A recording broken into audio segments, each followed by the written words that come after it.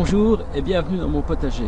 Alors, petite vidéo pour vous raconter la suite de mes aventures avec mes petites poulettes.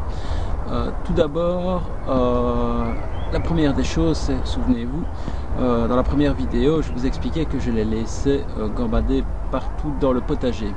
Alors oui, c'est super, à savoir que je les ai accueillis au mois de juin, que tout était déjà bien sorti et que donc les plantes étaient suffisamment grosses et vieilles pour ne pas que les poules les attaquent. Maintenant, découverte en ce printemps 2014 qui fut particulièrement précoce ici à Liège en Belgique, c'est que elles se sont attaquées à toutes les repousses qui sont bien tendres, bien goûteuses, bien tout ce qu'il leur faut. Et donc elles nous ont fait de ces ravages au printemps qui a failli mettre en péril quasiment, je vais dire, la survie du potager. Donc je vais vous montrer maintenant comment on a réagi. Et la première des choses à faire, ça a été de les cloisonner un petit peu plus et de leur limiter l'espace pour ne pas qu'elles aient accès à tout le potager. Je vous montre tout de suite comment nous avons procédé. Donc voilà, c'est très simple. En réalité, on les a cloisonnés dans une partie du potager. Donc on a mis en place toute une clôture tout autour des fruitiers, des petits fruitiers, tout ce qui est groseillier, etc. qui est reprise ici dans cette partie du jardin. Et donc elles sont maintenant cloisonnées et on les empêche de passer n'importe où. Donc voici tout l'espace qui leur a été alloué jusqu'à rejoindre donc la volière principale.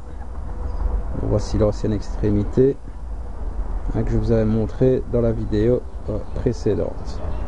Ok, donc jonction qui s'est faite, là il y avait le petit plan incliné qui existait préalablement, et puis la jonction se fait ici au niveau de cette porte, entre guillemets porte, il s'agit juste d'un passage qui me permet de rentrer dans cet espace-ci.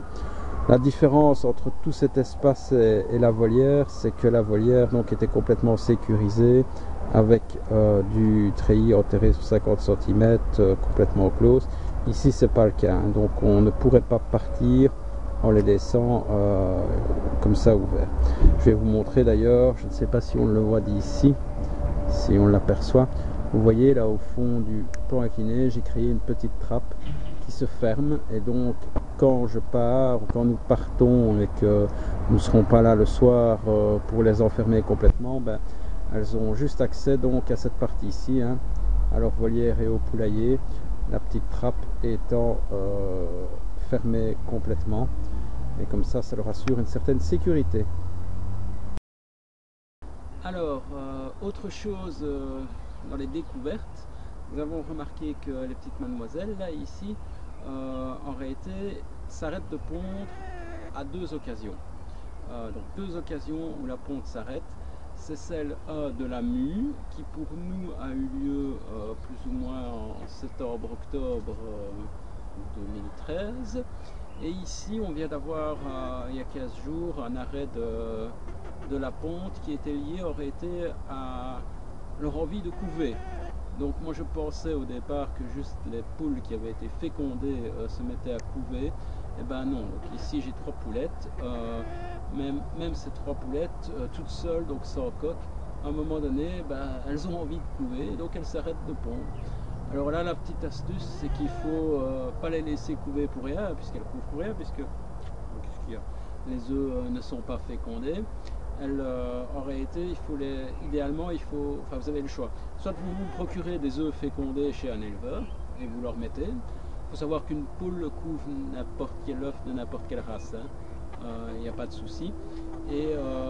Ou alors, l'autre possibilité, c'est de les faire découver. Parce que si vous les laissez couver pour rien, elles s'affaiblissent, elles mangent moins bien, elles ont des problèmes de transit, etc. Donc c'est pas très bien pour elles. Donc le mieux c'est de les faire découver, et pour ça c'est bien simple. Le matin, moi, quand j'allais ouvrir le poulailler, je les expulsais du poulailler, je fermais complètement le poulailler pour ne pas qu'elles aient accès au pondoir, et puis c'est seulement le soir, en fin de journée, que je réouvrais le poulailler pour qu'elles puissent aller passer leur nuit. Donc ça c'est les deux petits trucs qu'on a découvert, c'est la mue et le réflexe de couvaison.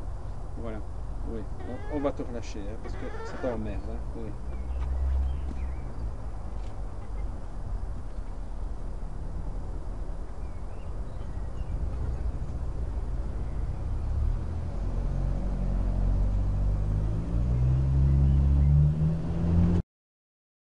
Alors, suite à une discussion entreprise sous la vidéo d'un autre youtubeur, je vais faire aussi une remarque par rapport à l'alimentation des poules. Faites attention quand vous achetez du grain ou quand vous achetez des farines pour pondeuses, de prendre de la bio.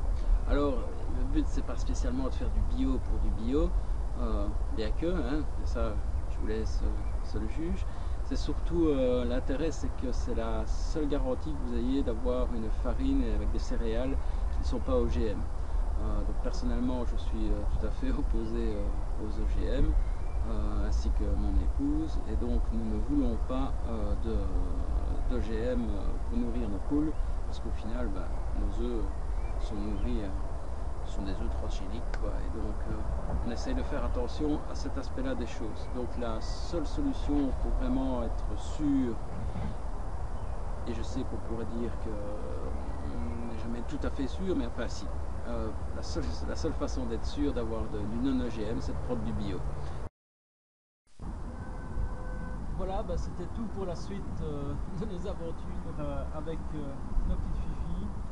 Comme vous voyez, c'est des gourmands. Alors l'intérêt justement dans notre potager, c'est d'avoir aussi justement différentes plantes que les poules vont apprécier. Ici par exemple, on a mis tout près d'elles de la consoude. Ça, elles adorent. Ce que je donnais avant, c'était de la bourrache. Et alors les pissenlits, je ne vous raconte pas comme elles adorent ça.